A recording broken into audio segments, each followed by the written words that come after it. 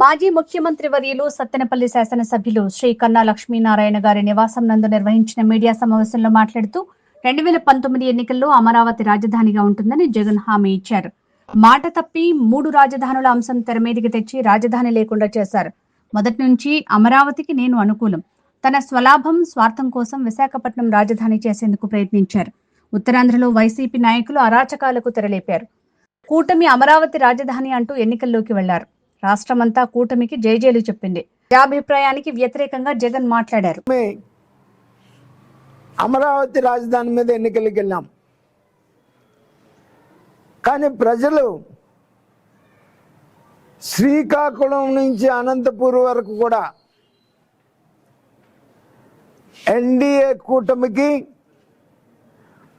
చరిత్రలో లేనటువంటి విధంగా అత్యధిక మెజారిటీని కట్టబెట్టారు. జగన్మోహన్ రెడ్డికి ప్రతిపక్ష హోదా కూడా లేకుండా చేసినటువంటి పరిస్థితి.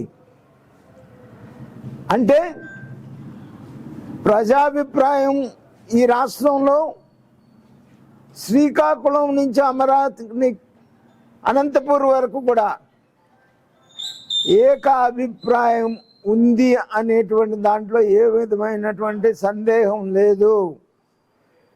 నిజంగా ప్రజాభిప్రాయాన్ని గౌరవించేటువంటి రాజకీయ నాయకుడు అయితే జగన్మోహన్ రెడ్డి మొట్టమొదటి శాసనసభకు వచ్చి అమరావతి రైతులకి క్షమాపణ చెప్పుండాల్సింది. చెప్పకపోగా ఇంకా దానికి చట్టబద్ధత కోసం